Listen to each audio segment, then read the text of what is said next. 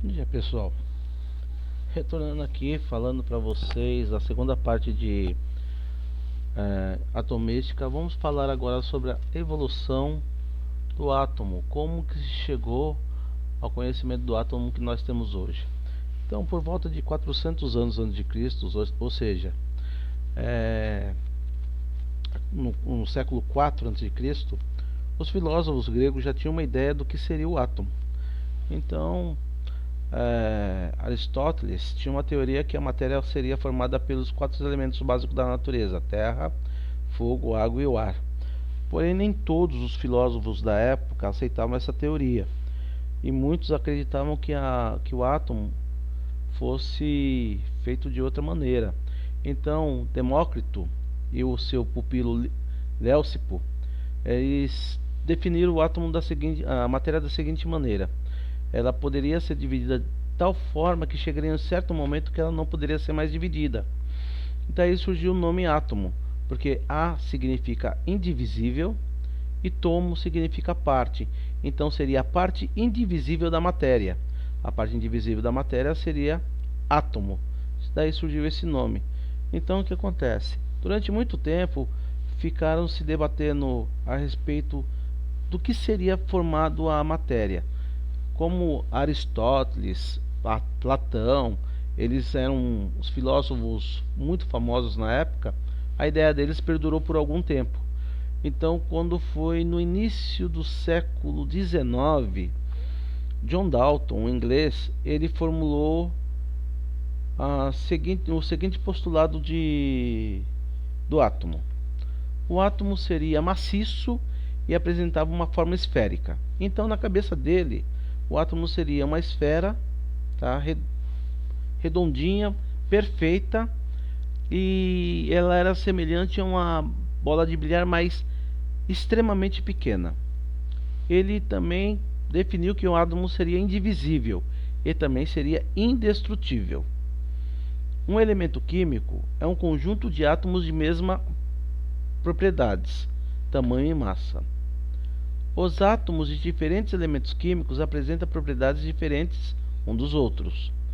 O peso relativo de dois átomos pode ser utilizado para diferenciá-los. Uma substância química é composta formada pela mesma combinação de diferentes tipos de átomos. Então, uma substância química composta, ela tem vários tipos de átomos diferentes. Um exemplo seria a água. Então, eu tenho H2O. Então, eu tenho 2 átomos de hidrogênio, um átomo de oxigênio. É uma substância em que ela tem 2 elementos químicos diferentes aí. Substâncias químicas diferentes são formadas pela combinação de átomos diferentes. Então, essa daí era o postulado de Dalton. E eu coloquei mais ou menos aí um modelinho do átomo que ele idealizou. Tá? Na teoria do Dalton, o átomo seria mais ou menos dessa maneira. Durante 100 anos essa ideia durou.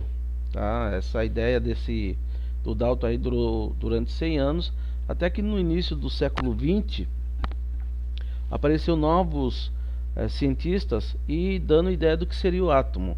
Um deles foi o Joseph John Thomson, conhecido somente como Thomson.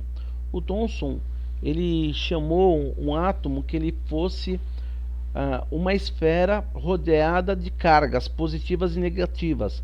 E por essa concepção dele ter um átomo esférico rodeado de cargas positivas e negativas, ficou conhecido como um modelo de pudim de passas. Tá? Então isso daí era a ideia de Thomson.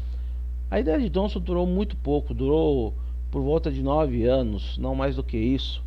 E porque surgiu uma nova ideia a respeito do átomo. Sabendo-se que o átomo tinha cargas positivas e negativas, outros cientistas começaram a fazer novas experiências a respeito disso daí. Um deles foi Ernest Rutherford. O Rutherford ele fez uma experiência muito importante. Ele pegou um pedaço de metal, tá, do polônio, um elemento químico chamado polônio, que emitia partículas alfa. Ele colocou numa caixa de chumbo que havia um pequeno orifício. Esse orifício passava um feixe de luz que era cargas de partículas alfas atravessando esse polônio e por sua vez a reflexão dele se dava-se num filme em que passava por uma chapa de ouro. Então, Rutherford fez esse experimento e descobriu que no centro do átomo havia uma carga elétrica que repelia as outras. Então, essa carga que ele repelia, ele começou a identificar que no núcleo do átomo tinha cargas positivas e na sua eletrosfera tinha carga negativa. Então, o anteparo é mais ou menos parecido com esse daqui, tá? Então aqui nós temos uma lâmina de ouro. Aqui dentro ele colocou o elemento químico polônio, um bloco de chumbo protegendo. Aqui você tem um feixe de luz passando por esse orifício e chegando até a placa de ouro. Então na placa de ouro o que acontecia? Ele era repelido aqui, porque o ouro, tá, ele fazia com que as cargas positivas e negativas se repeliam.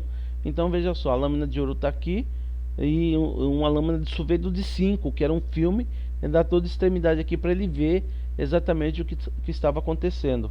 E esse experimento foi muito importante, porque ele teve uma noção mais clara do que seria o átomo. Sabendo disso daí, o pupilo dele, chamado Niels Bohr, continuou os experimentos dele quando ele veio a falecer, mas ele deixou um postulado importante.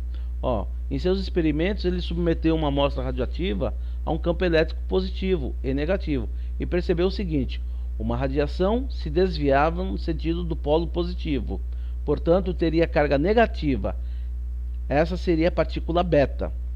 A outra radiação se desviava para o campo elétrico negativo, logo teria uma carga positiva. Essa seria a partícula alfa.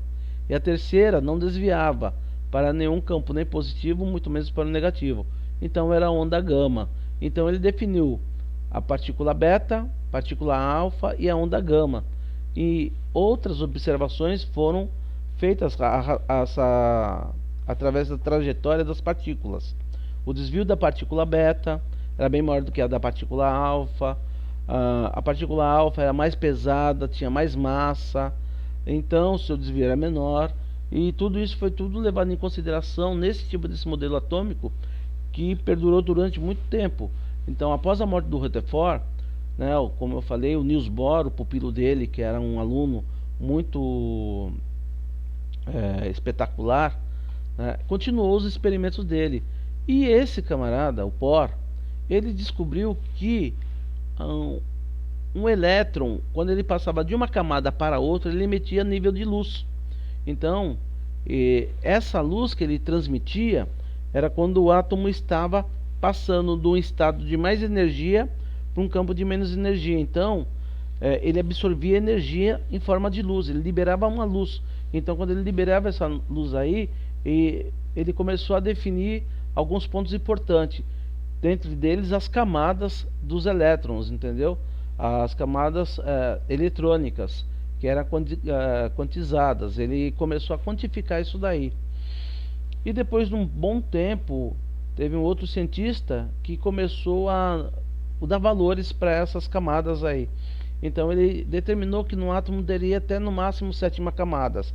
E ele colocou como letra K, L, M, N, O e P. E essas camadas, ela mais para frente foi dado o nome de níveis. Níveis energéticos ou níveis quânticos. Então, primeiro nível, segundo nível, terceiro nível, quarto, quinto, sexto e sétimo. Nós vamos falar numa parte aí de distribuição eletrônica, que esses números aqui vão ser muito importantes, tá? E nesse experimento do Niels Bohr, mostrou isso daí. Então, é mais ou menos assim, ó. O primeiro nível eletrônico seria chamado de nível 1, letra K. O segundo nível, tá? Logo abaixo, L. Terceiro nível, M. Quarto nível, N. Então ficava K, L, M, N, O, P, Q. E essas esferas aqui iriam aumentando. Elas iriam aumentando e ficando cada vez maior, né?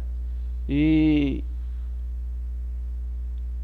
tendo visto tudo isso daí, quando essas camadas K, L, M, N, O, P, Q, né, foi quantizada exatamente por esse cidadão chamado Johannes Robert Heisenberg. O Heisenberg, ele quantificou.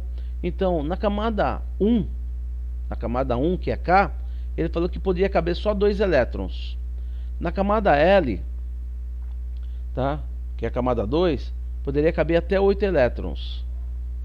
Na camada M, tá? Que é o nível 3, poderia caber até 18.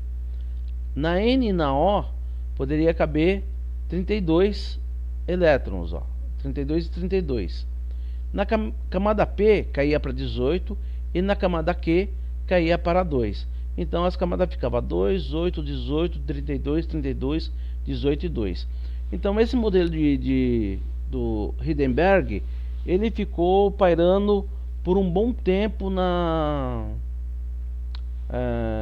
mundo acadêmico dos cientistas. Então eles achavam que isso era verdadeiro. Mas na frente, um cientista chamado Linus Pauling fez uma grande contribuição no modelo que nós usamos até hoje.